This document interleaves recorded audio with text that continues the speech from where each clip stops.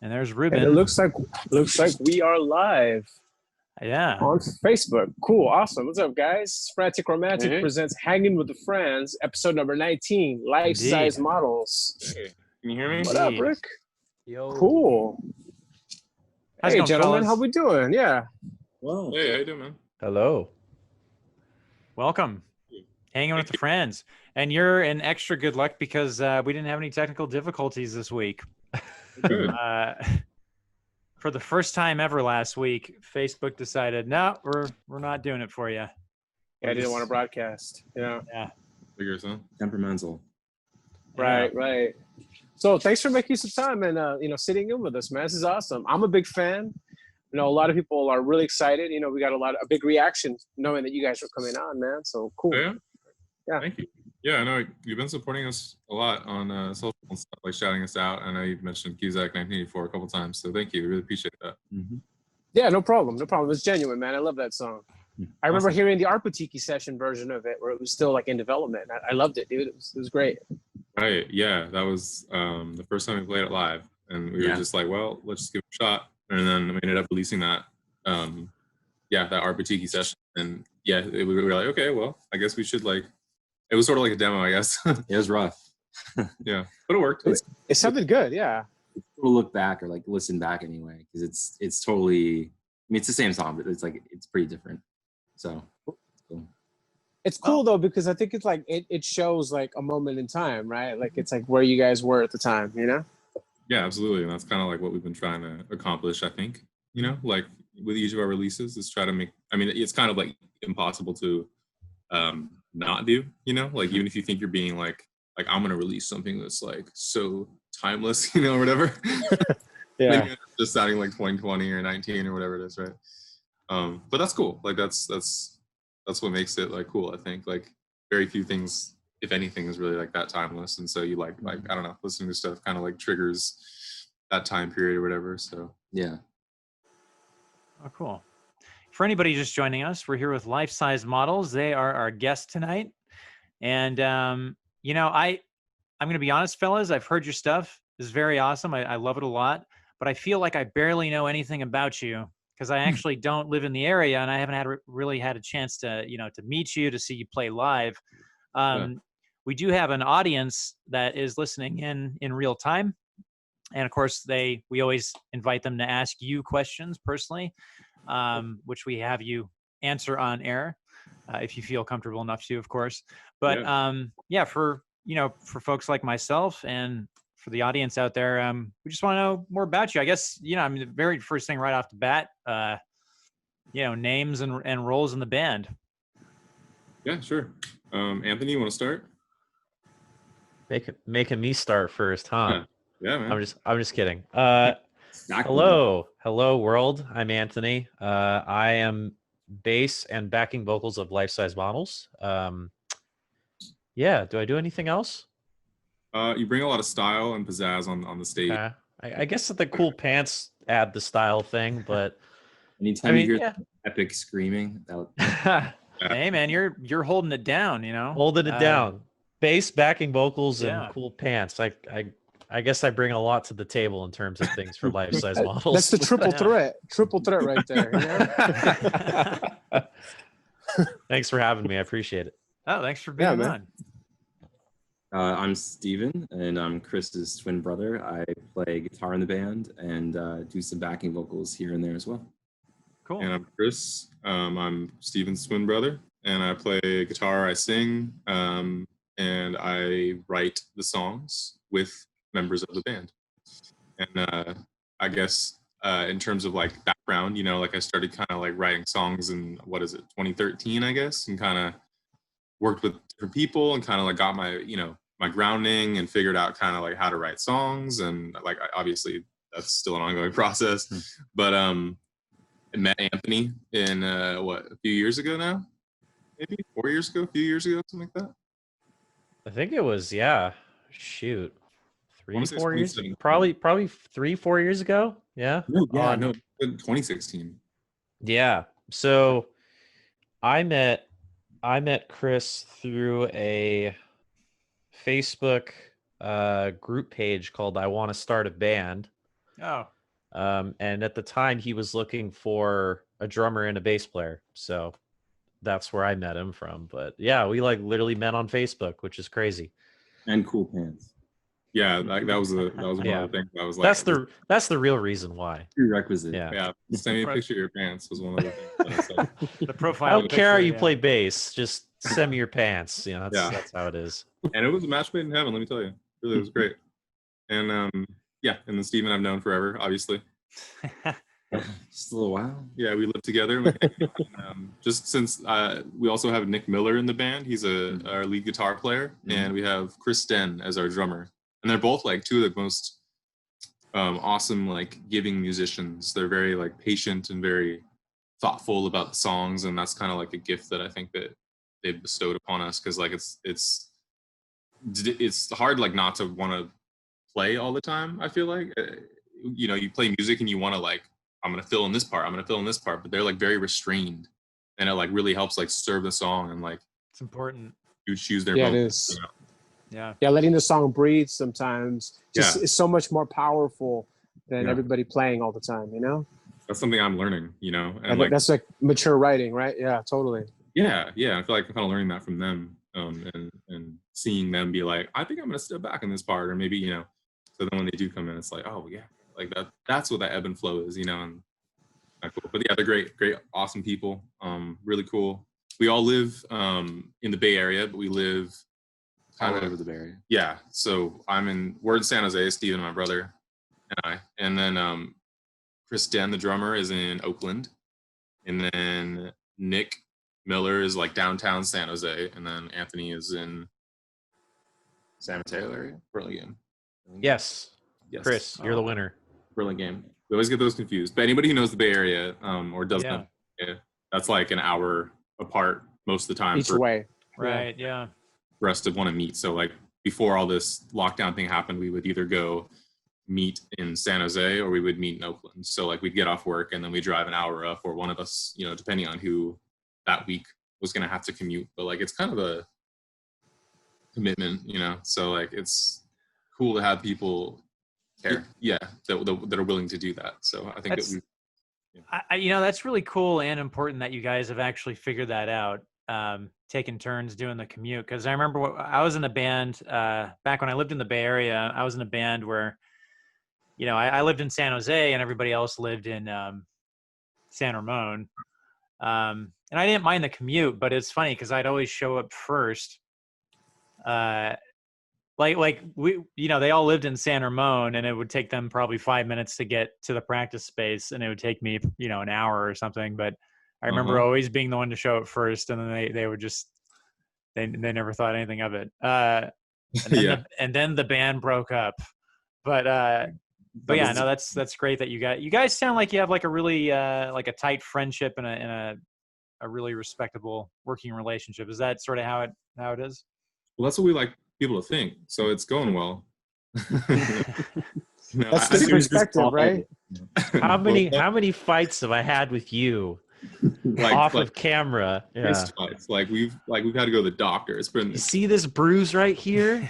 I'm just kidding. No. I think we do, right? Like we get along pretty well, I think. Yeah, I'd say. It's funny because there's like that whole stereotype of like the drummer and the bass player they either get along together really well or they just like flip and hate each other.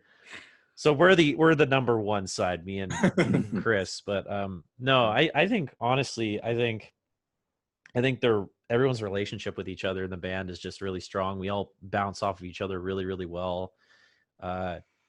Especially even like, I guess in the songwriting process, mostly it's like, usually it'll be Chris who brings an idea to the table. It's like, all right, here's a song. And then we kind of all sit with each other and we're like, oh yeah, this could work. This could work. This could work. And we all have like great ideas. We all kind of gel with each other and it all ends up working out really well. So I think we have a really good, I'd say we'd have a really good connection together. So I think what he's saying is all our ideas are great. Yeah, that's probably what it comes down to. No, I think paramount, like to me, important, like as I've like worked with people in the past, like I mentioned earlier, like to kind of get to the point where there I am, and it's like I just sort of realized, or I think to me it's important to have a good relationship with the people you're in the band with, because if that's not going to happen, or like you don't you don't like align, or you don't feel like you respect each other, I think it's just like a romantic relationship, but like instead of romantic, it's like frantic romantic relationship. Yeah. No, it's That's fine. romantic in the way that like we're gonna try to be we're gonna chase this thing together. You know what I mean? Like that's Absolutely. like, and you Yeah. have to like do that together. And if you don't, then it's like you're not gonna make it. And Well, that's and happened too. So yeah, and it that's a really important point, because you figure, if you're looking best case scenario, it's like you're going to be spending, weeks, months, years.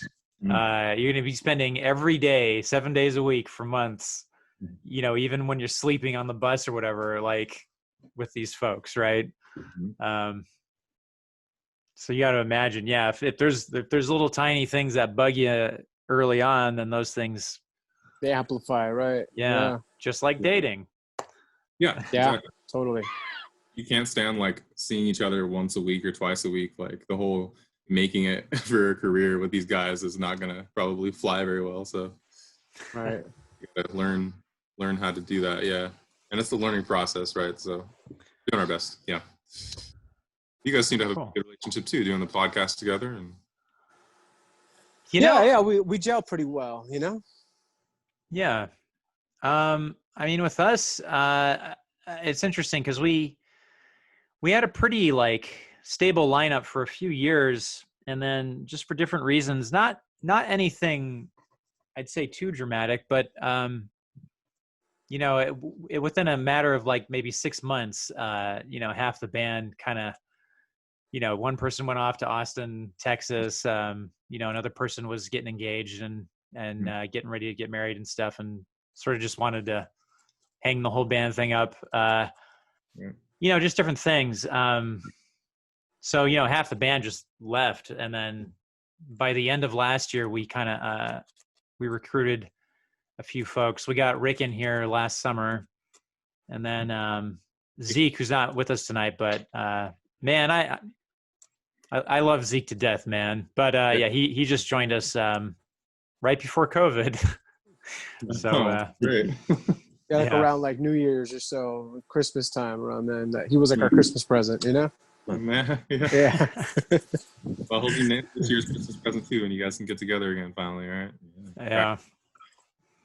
So, I know this is going to be kind of a basic bitch question of me, and I apologize. But I want to know kind of like the beginning. I want to know kind of how you all got formed. I'm guessing the two brothers came up with an idea one day, but I could be wrong. I don't know. Yeah, sort of. It's kind of like a weird mixture of me kind of writing songs on my own, and then going to my friend's garage, who he was my best friend a while back, and we would, I'd like bring a song, and then he'd have like guitar parts, and we'd kind of write together. And then my brother Steven was also friends with him, so he would come over and kind of like give us input, or like he was kind of like experience the whole process of me learning how to write songs. Yeah, I would sit in the corner of the garage, and like I would hang out with random people who'd come through, and or just by myself, and watch them create this stuff happening. And I was super invested because I liked it, and I like understood all the shorthand because we were all friends. And so it was this weird kind of like, I wish I could do that. I wish I was doing that thing. But like, I didn't want to interfere, and like, I didn't have the means to do so. So there were years where like that would just be the case. And I'd hear all these songs coming out that Chris was writing. And yeah, it was a weird experience. And I think I remember one time, maybe I'm fabricating this, but I'm sure like at least some of this happened. Like I think we probably just turned 21 or whatever, and we had like you had like a beer or something in the garage, and we were, my friend and I were working on a song, and then I think Steven was drinking this beer, and he got like a little tipsy, and I remember him like going over to like there was a piano there, right? Yeah. So yeah. I was probably really sad that day. I remember that, just sitting there drinking. Yeah. Like, But then like we were writing this song that it was called Honey, and it was like my best Buddy Holly impression kind of thing, like just a real simple like 50s kind of pop song. Like I wanted to see if I could do that. And so Steven on the like little, like he was a little drunk with the piano, started like playing like a melody. So then my friend with the guitar, he started kind of copying that melody. And so like we all sort of like wrote that song together in a way. I remember that was the first song where we were walking through a parking lot, and Chris was trying to think of like the bridge to that song, or like the bridge wasn't working. And I was thinking about the idea of honey and like double entendre kind of thing. And so I basically like gave him lyrics to his bridge, and like he used it, and like it worked pretty well. And like there were little nuggets like that throughout the years. And that still happens all the time. Like we, you know, like there was a song we were writing the other day where Steven was like, hey, there's this like lyric that sounds really cool. And he like told me, and I was like, yeah, that sounds all right. And then he like, again, he like, hey man, this lyric, and then he like texted it to me. So then I was like, okay, I have it. Like I'm gonna try to use it. So I was writing a song like last week, and yeah, I was like, what does this like? I only got like one line, and so I looked at that and used that. So that was helpful. And then we went through, you know, different like line. I went through different lineups of people, and then kind of like just slowly started to, like I said, I met Anthony, I met Nick and Chris, and I played with different lineups of people up to the point like maybe 4 years ago. So it was kind of like a long process to get there. It's like kind of the story of my life. Like took me a long time to get where I'm at, you know, like in terms of like, I don't know about you guys, but you know, in high school, like I wasn't the kid that was like going to parties and hanging out, and like I wasn't, you know, in an 80s movie or whatever, you know, that kind of guy like Ferris Bueller or whatever. I was the kid that was like hanging out at home, like trying to learn how to play guitar, but like didn't have the confidence to do it and stuff. And Or the lessons. Yeah, or the lessons, like didn't have like, Right. you know, I didn't believe I could do it or didn't know how to do it, and we don't come from like a particularly musical background. Like our parents don't really play music. They play music all the time, but they don't like, it's always around. It's just like there was no instruments. Right. So there was just I'm in the same boat. Right. That's cool. You're in the same boat, Ruben? Yeah, totally. I was totally in the same boat. No, you know, no lessons, no other people to, you know, to bounce off of. But that just goes to show that you guys really, really had it in you. I mean, it just, nothing was going to stop that, you know? Well, I hope so. I think that's kind of, I keep waiting for that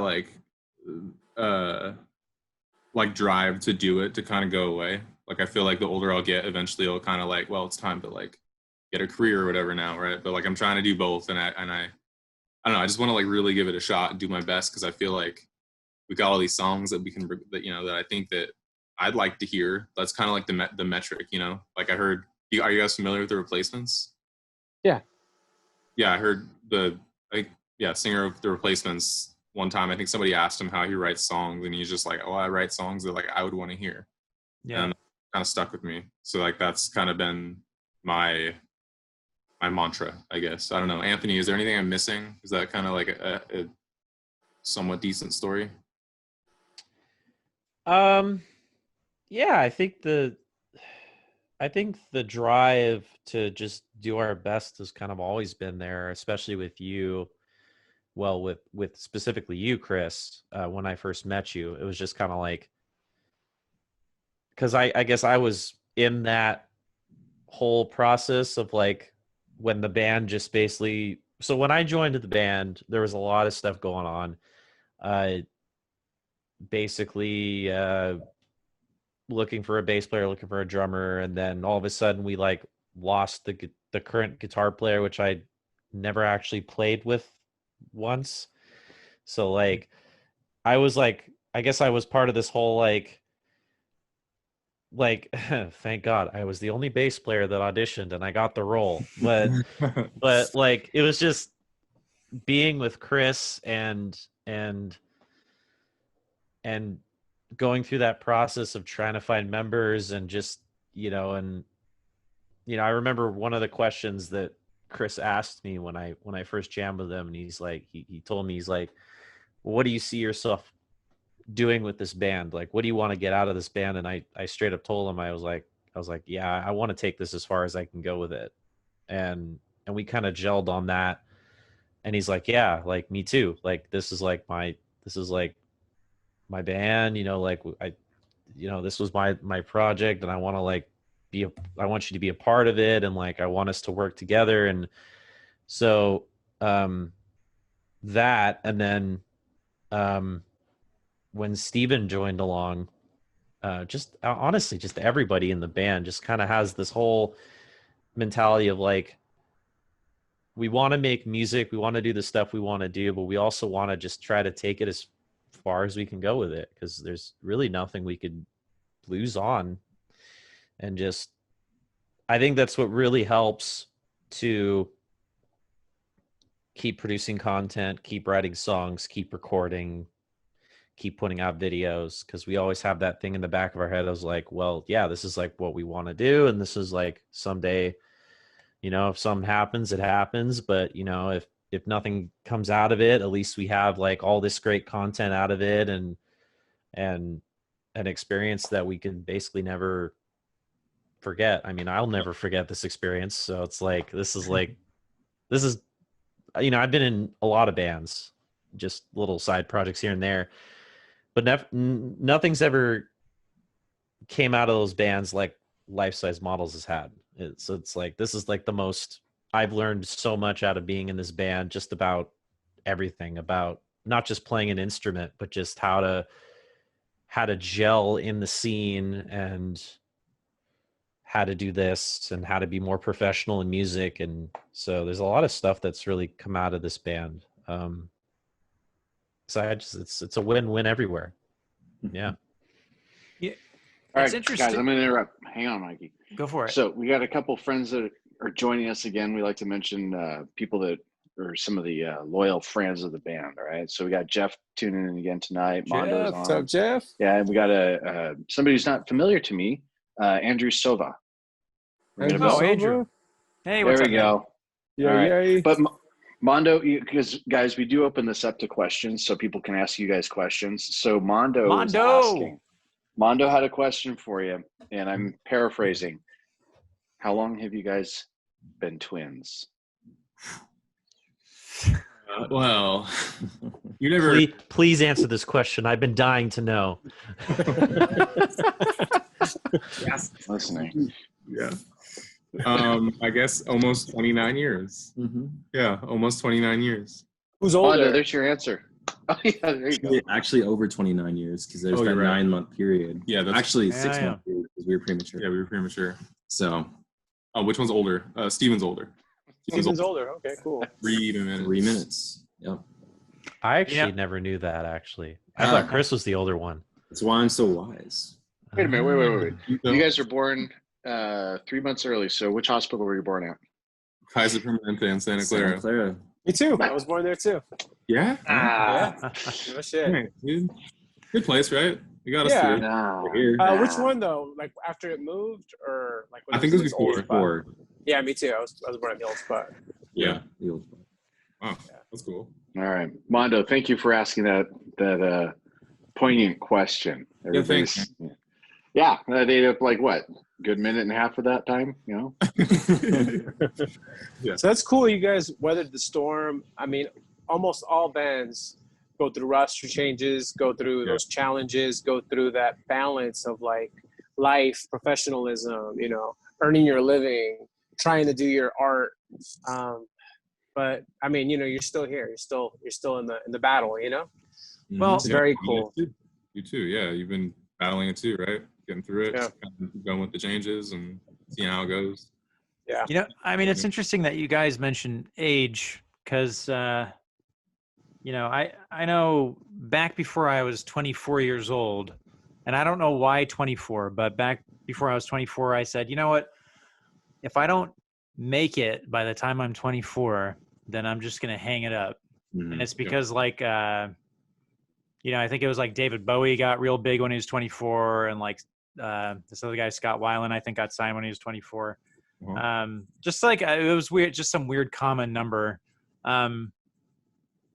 but I don't know. I'm 33 now, going on 34, and I don't know. It's kind of like, I feel like maybe you're never too old to do music, you know? And what's interesting is I feel like there's always a community for bands, no matter how old you are, you know? There's high school bands and high school scenes, and there's, you know, college bands and college scenes, and then there's, you know, the cynical 30-year-old scenes, you know?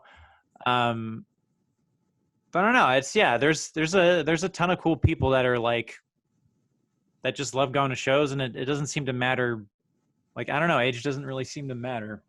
Yeah, that's definitely something that I mean, I kind of felt the same way too. I mean, I didn't really start writing songs like, well, I guess my first song that I like showed anyone was when I was 21. I mean, I like kind of wrote songs before that. Yeah, there's a lyric. Like I get opens like, I'm 21 and I'm worried of growing old or dying alone or something. I don't know. Yeah. But yeah, it was like, that's the kind of kid I was.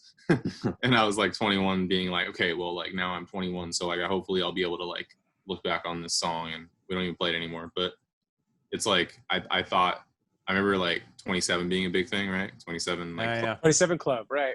yeah. So I remember reading a quote from somebody that said, you know, like, yeah, and then I woke up on my 28th birthday. I'm like, I'm still here, you know, and they were much more successful than I am, but like I had a similar experience where like I'm 28 now, and I'm like, okay, well, there's still people, you know, that want to do it together, and there's still people that are willing to go, and there's still other bands and communities like you're saying.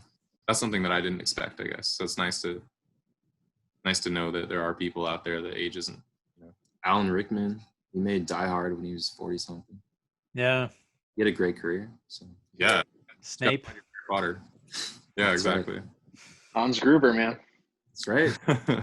Yeah. Yippee-ki-yay, right? You need to change your background. Yeah, can we put Nakatomi? Oh, damn, that'd be a good one. Yeah. The Nakatomi building right behind me. Uh-huh. Yeah. I should give credit to my friend, I wasn't gonna bring it up, but I guess I will. Vincent Gamboa. He's the guy that we were writing songs with, and he ended up passing away. He took his life. So we kind of had to find other people, you know, to play in the band, and that was kind of my like original writing partner. So that was kind of like a big shift in the band and in the life. And I think He pushed you a lot, I think, as far as like, oh yeah, you know, like we need to take this seriously. Let's talk about guitar tone. Let's talk about how we're gonna, you know, perform on stage. let's go play live, for Yeah. God's sake. Like I remember he signed me up for a talent show in high school, and Wow. I was so terrified that like to get on stage that like I started being like, dude, I don't want to do this. And I started getting like, you know, snappy because I was like, oh my God, like I don't want to do this. I was terrified of being on stage. And he was like, dude, just chill out. Like, let's go play a show. And I was like, okay, like fine. And then we did it. And then it took me 4 years after that to like show somebody my songs that I was writing. So it's been like, I don't know, I feel like a lot of people are very confident when they're young, you know? Like I feel like there's bravado and a lot of like, well, I can do anything. I can be, like you mentioned, you know, like David Bowie, for example, right? Like, because those guys have done it. Yeah, there's this I consider it a myth where like you think you can't like nothing can hurt you when you're young. That idea of like, oh yeah, I did a lot of stupid things when I was young, and I don't You're think like immortal, right? Yeah. Until you're not, you know, all of a sudden one day you sneeze and your back's out and you're like, oh crap, what happened? Yeah, That's where I'm at now, you know? Yeah. I feel that. Harder to Man, get you guys are the young ones in the band, man. Damn. Yeah. Yeah. God. You know, just wait till you get to my age, and then you're just like I praying for that sweet release. Yeah. I remember listening to you guys' live session, and I related to a lot of the lyrics you wrote, man. A lot of those struggles, a lot of those battles, a lot of those demons. You know, I've totally had to deal with stuff like that too, man. I put a lot of that in my writing, and I think that's why I was really drawn to you guys' music, man. You know, That means a lot. I hope that's the case for people, but I never know, you know, like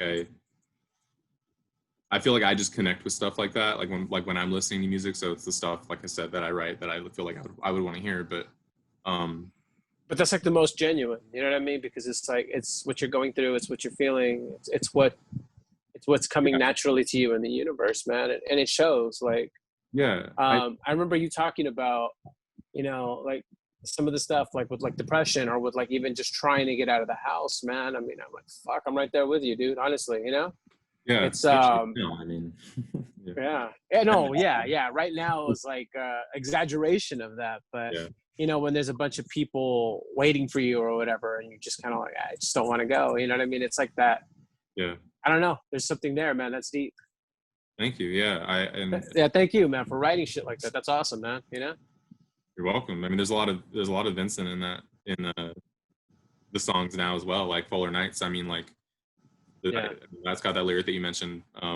That song, Steven wrote the chorus and I wrote the verses. Mhm. Is that right? Mm-hmm. So, and I thought it was about Vinny, and so I was thinking about Vinny when I was writing the verses and stuff, and like also thinking about, you know, I tried to make it a little bit more applicable to other stuff as well, but like that's who I had in my head. And Steven said, you know, he thought it was about him, right? Like when he was writing it, like that was his feeling. So yeah, we had a conversation like a couple months later or whatever, when we were like in the process of playing it and figuring it out. And he was like, oh yeah, this part, he was like about, you know, I was like, oh, I wrote this about me. So it's like obviously applicable to everyone, you know, so, Right.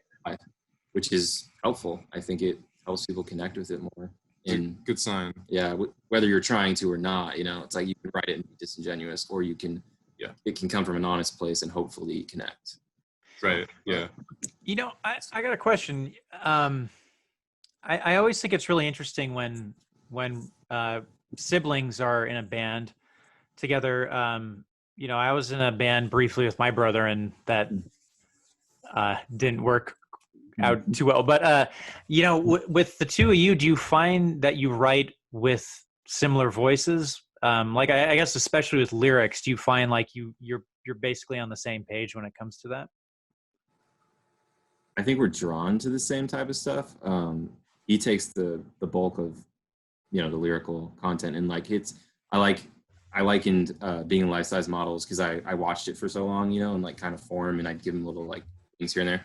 But I feel I've likened it to kind of like stepping into Chris's world a little bit, and I've always really loved the way he phrases things and like how his lyrics kind of connect to me, and because I watch him go through the things and then I see them form in songs, you know, relationships ending and things like that. And so I always, every time a song comes out, I'm always like, oh, I know what that's about, whether I do or not. And so, yeah, I guess you could answer the rest of the question.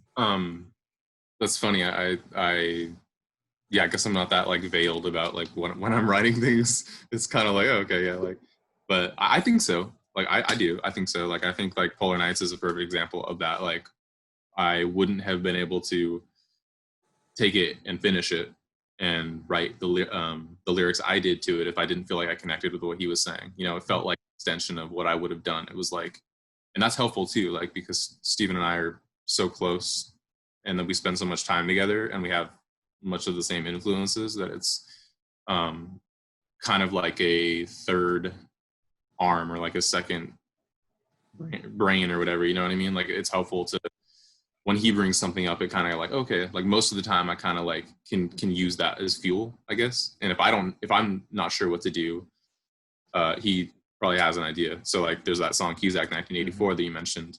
I had that as I think I've got like essentially like Logic, you know, like some software, some music software I was like messing around with it. I got this chord progression and I wrote this riff.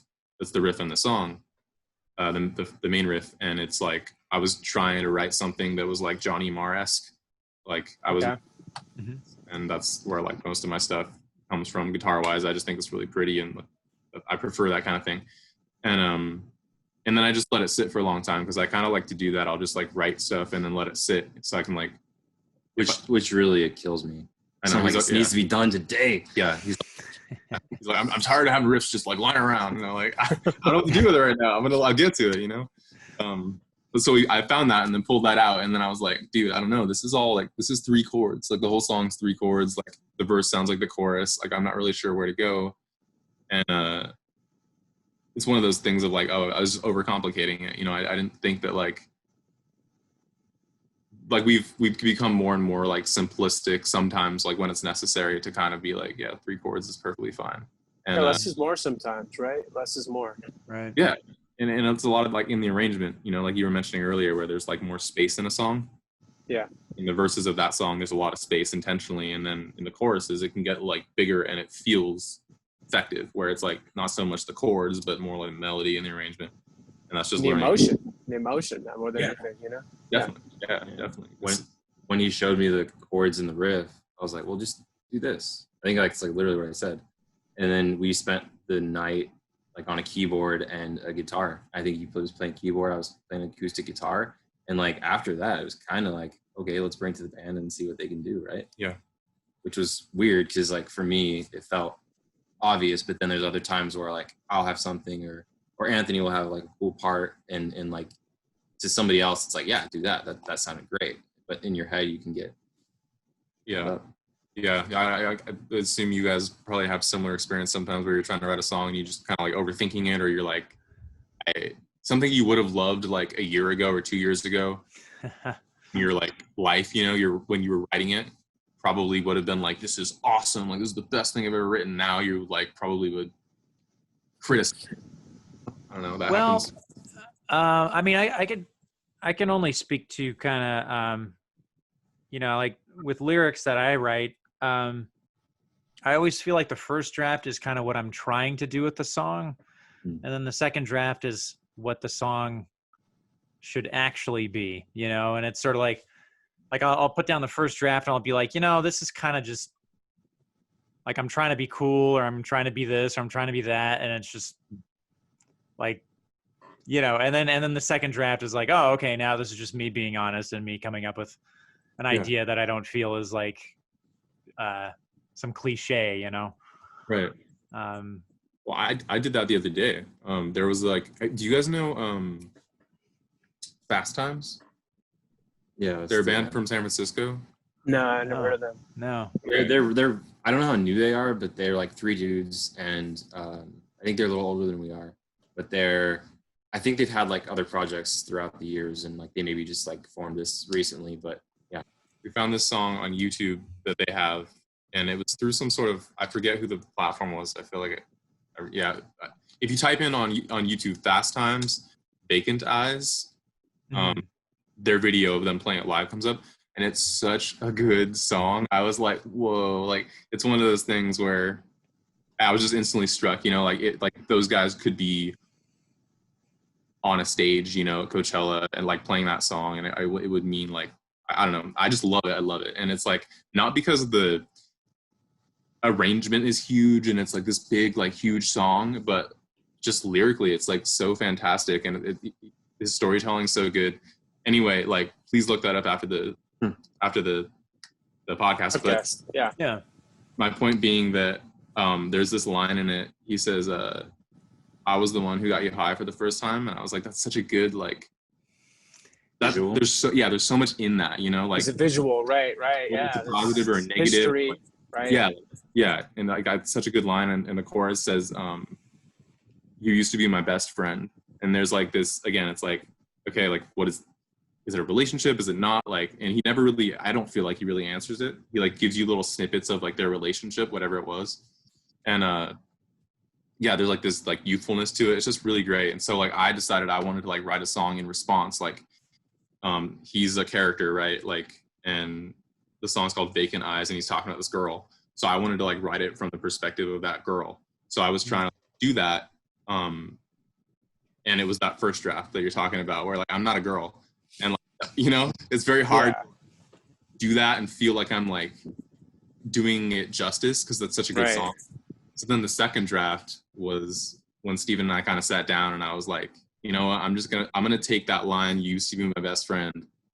That's going to be like, thank you, you know, Fast Times. And then we're going to go from there. So then I was able to like kind of move it around, and like the second draft, you know, was a lot better.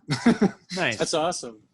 You know, that's for cool. me, oh, go ahead, Ruben. I was gonna say for me, it's anytime I do, you know, like any lyrics or whatever, I find that I can never really sit down and just do it. I can never just say, hey, I'm going to go set some time aside to go do that.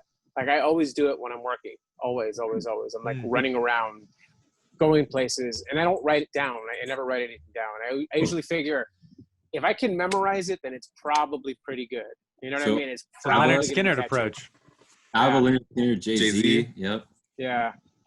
Yeah, I've Very always had that approach with that. You know, it's just, for me, it's like, I feel like the music and the song will tell me what it wants to be written, you know, like what it wants to be about. I don't go and ever intentionally say, hey, I'm going to write about jelly beans or whatever the fuck, or G.I. Joe. And I literally just kind of let it happen. Like, maybe I'll get a riff idea. And then from there, like a chorus will start nagging me. And then from there, I'm like, well, it can't just be a chorus, you know, there's got to be a verse to get you there. And then that turns into itself, you know? Ruben, we can make a G.I. Joe song. I mean, it's not. Who's to say I haven't already done that, you know? I was Dude, that so was already listening to done that. It was done in the soundtrack of Beat Street. Kid was talking about how he couldn't get the G.I. Joe with the Kung Fu grip. That's right. That's right. It's done, man. It's done. It's kind of thing that cuts you deep, man. Everybody knows how that feels. So over. Hey, we got another little comment in here. We have JC Cooper wants to know how people out there, kind of in the general public. Also, Jeff Pedraza wanted to know how can they support life-size models. One of the things that's happening right now with this whole COVID shutdown, nobody's playing live. So, is there a Patreon? Is there anything out there like that you can direct people to? You want to send them to right now, because maybe they'll go look at your website or something like that and ask you questions too, but they might be able to find, hey, where can I buy some CDs and music or whatever. Right. I think we could all chime in if anybody has ideas, but my main things. Oh, go ahead, Anthony. No, I was. Of course, my girlfriend would have to chime into the conversation and ask how you can support life-size models, but I will answer that question. Hello, JC. Okay, so anyway, this is a funny story because so we have on our website, when we released Polar Nights, we did a Polar Nights tour. It was like it was like a little Bay Area tour, 8 or 9, what was it, like 10 shows? Oh, yeah. About 10 shows. So anyway, it was our first, I guess, idea for a serious, like kind of a merch idea. And we did this really cool t-shirt actually with JC Cooper. Little known facts, she's actually a really, really good sketch artist, and she did this really, really beautiful floral design with this kind of silhouette of a guy inside of a sun kind of thing, which relates to that one lyric in the song, I Want to See the Sun, which has a billion different meanings. But anyway, so we have that on our website. I have a ton of them left. So we have all different sizes, small, medium, large, extra large, you name it. That is one way you can support us, is going to our website. We have, that is currently the only merch item on our merch store at the moment. So if you're interested, so if you're interested in merch, that's the only way you're going to buy merch from us. And so I will, so there's one way. I guess we're on Bandcamp, so you could always go to the Bandcamp link. We have all of our singles on Bandcamp. We just have the singles, right? Just okay, so we have all of our singles. Everything we put out is on Bandcamp, but that's what I was gonna say as far as supporting his Bandcamp, is you can hop on over there and then hear the band, and you can. And if you're like if you're COVID unemployed like us, you can always send us a nice DM on Instagram and be like, hey guys, I dig your songs, and that'll make us feel really good. So any range of those things would be fantastic. Mm-hmm. And we're gonna have much more merch coming very, very soon. Yeah, that we've been planning. So now is a great time to hop on board. Seriously though, that's really, really beautiful. Mm-hmm. It's like it's very unique. Like, she put a lot of time into that, and it really shows. And there's been a lot of people at shows that have purchased that shirt at shows that have really like reacted to it. Mm-hmm. You should go, at least if you're gonna commit to buy it, you should check it out on our website. It's really, really pretty. Yeah. Cool, awesome. Yeah, cash in the mail is probably good too, right? Yeah. Best way. Should we talk about Venmo? Yeah. Apple Pay. Venmo, Apple Pay. PayPal. Venmo. They're always, Right. yeah, they're not giving us any of the money. It's all going straight to them. Just send us big loads of cash in a white sealed envelope in the mail. And that's Yeah, perfect, right? They go Yeah. straight to Chris's bank account. That's what they do. Yeah. You may or may not get a shirt. Just saying. I like to do like we like to bring up Third Eye Blind in every single interview that we do. It's premature requisite at this point. Yeah, and in this case, I'm gonna pull a Stephen Jenkins, and I pay the band what I decide everybody gets. That's so right. I am. Is that what happens? Yeah, Shells it out. that's right. So when can I leave the band? It's my LLC. You are my employee. Yeah, You're like, that's how it's gonna be, all right? that's right. All right? Ooh. Yeah. Ooh. I we saw. like- This is behind the music in the music. Yeah, no. We're head start on that. Wow, that's interesting. You're witnessing So when's the the breakup reunion? of the band. When's the reunion? We're gonna do Yeah. Oasis stuff later. It's gonna be great. Oasis, right? Oasis. You'll be the brooding. Which one of you gets to be the brooding brother up in the balcony watching the other one actually succeed? Oh, Ooh. that's hard. Yeah. I ask the questions to get you really thinking. Noel Gallagher opened for U2. There was probably Liam, like in general admission, just looking up, being like, "What did I do?" You know? Oh, that was a bad decision. Oh my god. Yeah. Hey, bro, when's the reunion? Yeah, that sucks, man. If you guys could open for anybody, like in the entire world, currently active, who would it be? You go first. I'm choking on water. Yeah, Mike, you go first, Mike. Okay, I mean, the very first thing that comes to mind is Adam Ant. I don't know if anybody knows who that is. Yeah. Do you guys know who Adam Ant is? Mhm. He like poses a yodel. problem for our numbers. He like yodels and does like monk chants and dresses up like a pirate and dances, and dude's just like crazy. And he's like probably 60 years old now. So that was just the first thing that came to mind. I would want to open for Adam Ant.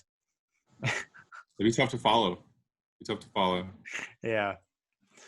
What What about you, Ruben? I'd say probably off the top of my head, I would probably say Deftones. I'm a huge Deftones fan. Oh yeah, it would be intense. I heard like people always say like, don't meet your heroes, and I think they're right when it comes to the Deftones. I probably wouldn't want to hang out with them, but they're cool. You know, I like their music. Mm-hmm. What about you, Rick? Okay, well, my dream band would be Toto, but I think it'd actually be Pink. I think that'd just be a live show, man. Nice big stadium, good crowd. Everybody's there to have fun, and yeah, man. I think opening up for Pink, something like, a little bit more pop oriented, more of a wider range audience. I think that, wide range audience. That's cool, man. I didn't know that, Rick. I was talking to my wife recently. No joke. Like I was telling her, lyric style. I think the closest person I can equate myself to is probably Pink, and I'm not joking. Like for real. Like just kind of in the structure and the way that she approaches things. I'm not a huge Pink fan, but like I could see the patterns. I could see all that there, and I'm like, oh wow, that's crazy. Yeah. I mean, I dig her style. I like that she's just got a broad appeal. It's a good show. I saw it one time, and it was really, really well done. But I think if you try to think about like pairing, who wouldn't want to open for like the Stones or Guns N' Roses? But it'd be a big mismatch, Right. It's like, right. yeah, it's like. We're gonna let them look like losers after they follow us. What the hell? Well, I read in Anthony Kiedis' book about the Stones when the Red Hot Chili Peppers opened up for them. That it was like the worst show they ever played because nobody was into the Peppers at all. They were just there was like a bunch of like doctors and lawyers, and they were all like boring and just sitting there and not even getting into the show. I remember I saw Hoobastank open for Velvet Revolver, and when Hoobastank was on. Man, nobody. It was just, nobody. Everybody was just standing around. That was a horrible mismatch. Wow. What about you guys? Yeah, what about you guys? Anthony, you want to go ahead? You can go around the circle. That's a very good question. What are we talking like what I think, who I think the coolest band for life-size models to open for is, or who I would personally want to open up You for? personally, You like personally. if you could choose, Shoot. like if I gave you the ability to choose as the owner of the band, Tall. like theoretically, joking, not joking, right? Joking, not joking. Assuming you had that free will. I have no idea. I'll give That you is- 3 choices. I have no idea. You know, I think a cool band to open up for would be the Ramones. I think that'd be fun. They're not active, right? No, well, That would be for sure. it'd be a pretty Yeah, savage show. they're dead. But no, I've kind of grew up with that band, and yeah, I haven't really listened to them that much, but I started really getting back into them. And yeah, when I had super long hair, people thought I looked like Joey Ramone, which I don't know if that's a compliment or not, but I think it was. Yeah. I think it's cool. You You know, can look at social media and you can find pictures of Anthony with like Yeah. with a leather jacket. It was pretty unmistakable. I definitely wow. went through a Bangs. phase. Did you Mhm. have the bangs? I did. Oh Oh, my yeah. god! All right, Nice. I'll be looking Yeah. that up. It's gonna Yeah, be do like a it. sharing night. Yes. I'm so sorry. All right, now what about you guys? Who would you open for? I mean, the obvious choice I think is the Strokes, just because. Yeah, I every night. Fucking love the Strokes. Awesome. Yeah, and I feel like, they're a big deal. They were a big deal for us. So yeah, that's my answer. I was gonna go with Arctic Monkeys. I think that would be amazing because like that's a big deal for me. But I also like when I was gonna say that I was gonna say Kings of Leon would be cool because they're really great musicians and they have like those hits. But I guess Arctic Monkeys have pretty big hits too. So I kind of either one of those would be great. 'Cause I think opening up for a band like that, I don't know, like we opened up for a band called Circa Waves in bottom of the hill last year in November. Oh, cool. Like a English indie rock band that we actually like started listening to in 2013 is when they put their first record out. I think, or 14, but yeah, like we picked that thing up and it came out in England and it was pretty big over there, and they eventually played Glastonbury like fairly recently. Awesome. Wow. They've had success, like legitimate success. They just haven't crossed over to America super hard. Mm-hmm. So we were fanboying like pretty hard, Mhm. and we got to open for them on like what we felt was a really lucky placement. We felt really honored to do that, and we got to meet the guys, and like it was awesome. And that they would have been on the list, so that was like a moment for us. We were like, oh, maybe what we're doing is working a little bit, or like. We can do this and be successful at it. And this was But really I cool think to talk to the singer and like ask him how he played like a song off the first record that I really liked, and he like showed me. He like got my guitar and was like, "Oh yeah, that." He's like, "What's it cool?" You know, and then like did the finger. And I was like, "Yes, that's the one." And and then he like went to his dressing room, but it was cool. It was nice. It was great. I think it was Awesome. I think it was cool too when we got that gig, because at the time I never have listened to Circa Waves, and they're a band that I've listened to a lot now. But I remember you were just like, "Oh yeah, I saw they were playing Bottom of the Hill." I messaged Bottom of the Hill. I was like, I remember when you sent the message, you're like, "Yeah, this is probably not going to happen," Yeah. but I did it anyway. And then and then we got it back, and they're like, "Yeah, you're the supporting band for Circa Waves." I'm like, "Oh!" Like, no, it was a fantastic show. We actually had that show video recorded and audio recorded, and we're probably going to release it. We don't have a really defined date of when we're going to release that, but By the end of the year at least. yeah, because we got other works in the plans, and we got other plans and whatnot. But yeah, that was a really cool show. Definitely my biggest show of my career, and I'll never forget that show. And it was at Bottom of the Hill, which is like one of the greatest venues ever. So That probably goes down as like my favorite gig, even though like we, it was. No, yeah, it was my favorite gig. Like, do you guys have one? Like all the shows that you guys have played either together or maybe by yourselves or whatever it may be. Yeah, let me you know what? Let me just say this is our show, so we get to ask the questions. Oh, right? That's So I'm not used to this. I'm that's, usually that's okay. It's okay. So I'm gonna ask the question here. All right. okay. My question is, what question would you like me to ask next? So it's one of my favorite. Damn. Is that what it's like being in a band with him? This is like, Yeah, he's man. twisting me, man. This is great. You get used to it. Lots. Eventually, you're gonna love me. It's This is cool. All right. Anybody answer that question first? I'm curious. I don't know. I'm thinking it's probably the same show, right? I don't know. As what, me? I would think. I don't know. I mean, I'm sure I know there was life before you played with us and stuff like that. Well, but here's the thing, because for all our hanging with the Franz vets out there, I'm sure they've heard me answer this a handful of times. So I'll do my top three. One was the second time that we played in Tijuana. That was just a magical night. I recommend anybody to play in Tijuana. It is an amazing city.